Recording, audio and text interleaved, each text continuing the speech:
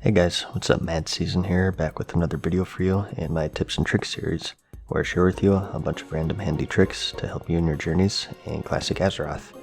This is number 4 in the series, so let's jump right into it.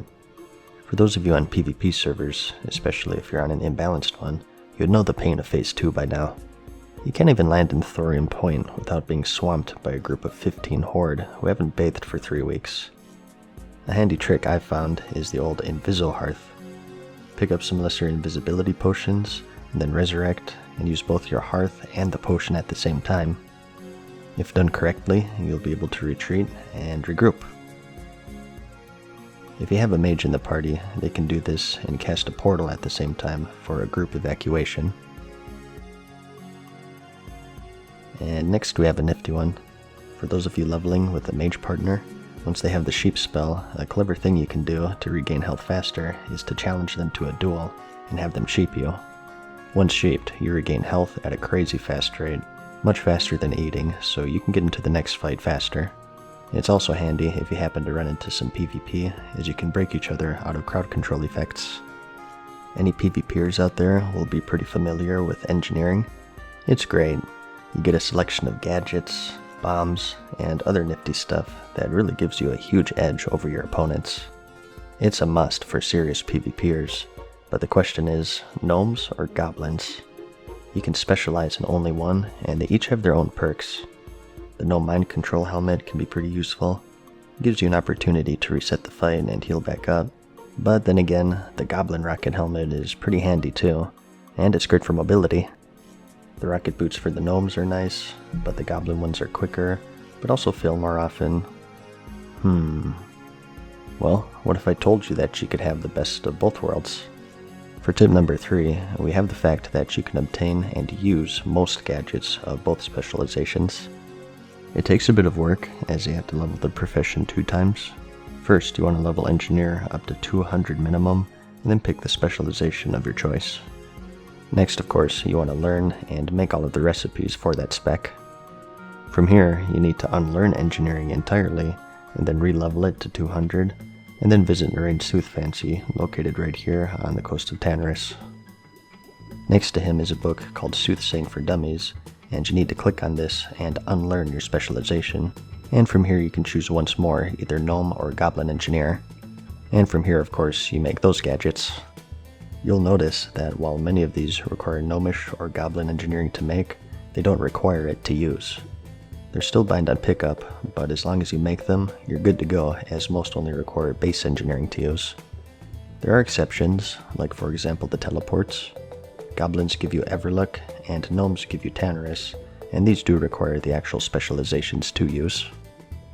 The order that you do this in is up to you. I personally went for gnome first, and then I made all of the gadgets, and then I switched to goblin so I could make myself goblin sapper charges, which are a super important item for both PvE and PvP. But it's up to you. Use your own discretion, of course. And I'm sticking on engineering here quite a bit, but you can do the same sort of thing with leatherworking and blacksmithing if you want to switch specializations. I guess it's just doubly useful for engineer in particular, since you still get the benefits of both specs. And next, we have a gold making tip for any rogues out there. Rogues are of course capable of pickpocketing enemies for some bonus goodies, some decent silver, and sometimes potions or lockboxes. The only thing is that it can be annoying to pickpocket every single mob, and then opening up on them. So here's a classic macro to earn you a bit more passive gold in your leveling or grinding. If you pair this with a stealth opener of your choice, such as Cheap Shot, you'll automatically pickpocket at the same time. It's just a convenient way to earn some easy bonus gold, and it does add up over time. There are quite a few gold farming methods for pickpocketing alone, so definitely take advantage of it whenever you're fighting humanoid creatures. And another one for you PvPers out there, or just those looking to maximize speed, is jog drinking. Of course, you know that eating or drinking will replenish your health and mana. Every few seconds you'll see your bar jump a bit, but the tip is that you can eat or drink while moving by sort of tricking the server as if you're stationary. It's kind of weird, and I don't fully understand it myself, but basically, if you time the ticks at which you regenerate health and mana, in between each tick, scoot up a bit and drink another. If you do it right, you can get the full benefit of eating or drinking while getting a bit of distance as well. This is very useful in PvP, in particular for creating distance and regenerating at the same time, like a hunter using a freezing trap and then getting into position without sacrificing that regeneration. It takes a bit of practice and timing, but once you get it, it'll give you a huge edge in PvP, whether you're a mage, a hunter, a warlock, or whatever class with a long CC effect. And next, we have an oldie but a goodie. If you played Classic, you've probably realized by now just how troublesome the bag space can be.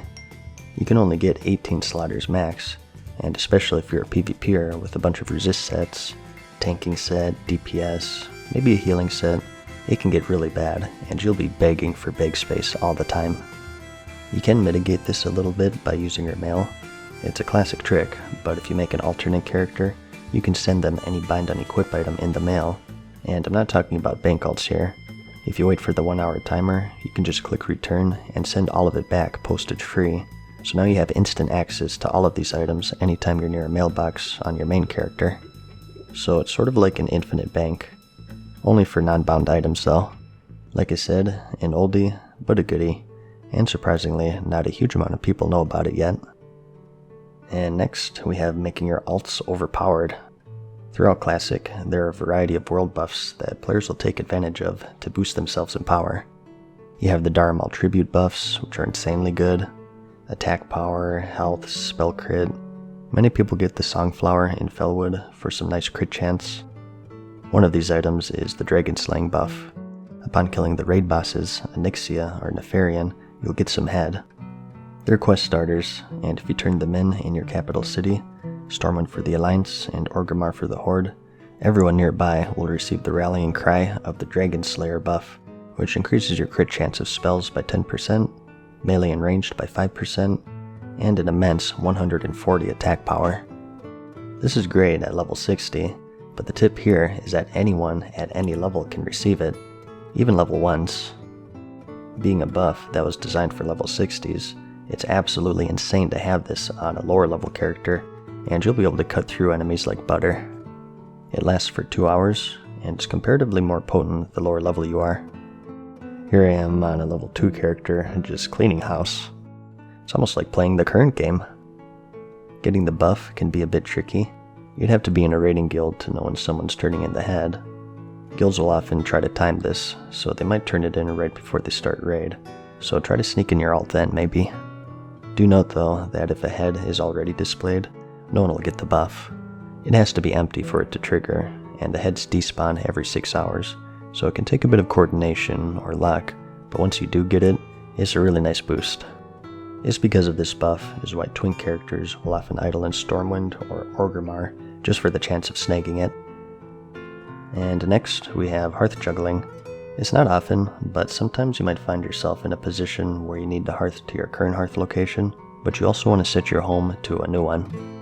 For instance, on this character, I have a quest that I forgot in Kharanos. I'm in Thelsamar right now, so what you can do is talk with the innkeeper, and then start casting your hearth, and queue up the dialogue to set it to the new location. Right before you teleport, click accept, and there you go. I'm now in Kharanos with the hearth set to Thelsamar. In this case, it's handy for me because I had to log here, so next time I'm online, I can just hearth back to Loch Modan right away. And I was in a similar position in Desolace. I forgot some quests here that you start in Ironforge, because that's how Classic works, and because it's such a long trip, the lazy way is to use this trick, and then wait an hour, and you're good to go. It can come in handy in some situations, but you just have to be aware of it. And also, another mini tip here is that the direction that you load into after a hearth is dependent on where you're facing when you set it. So if I face a wall, I'll load into the wall, and if I face the door, I'll load in with the door in front of me. I try to get into the habit of facing the exit whenever setting my hearth, because it saves you precious seconds, and as the ladies tell me, every second counts. In this series, I like to give out handy macros. Like I mentioned earlier, PvP is kinda crazy right now. Combine that with dungeon farming can make for a pretty hectic time, since you need to zone out as a group, and then reset as fast as possible, and try to get back in before you die. Instead of fumbling around with menus, you should just use this macro, which allows you to reset all dungeons with the click of a button. It's much easier, and it saved my butt quite a few times. And lastly, we have the Ornate spyglass. Often seen as a vanity item, upon use, this gives you a glimpse into the distance. It's pretty neat, but what a lot of people don't realize is that it also increases your render distance. Camping rare spawns, mineral veins, scouting for enemy players. This thing gives you an incredible advantage, and it's a must for anyone, especially if you're on a PvP server, and especially in Classic, since your traveling options are so limited. But that's about it. There are 10 more tricks and tips for you. I hope you found them helpful. Like the video if you liked it, and I'll see you in the next one. Peace.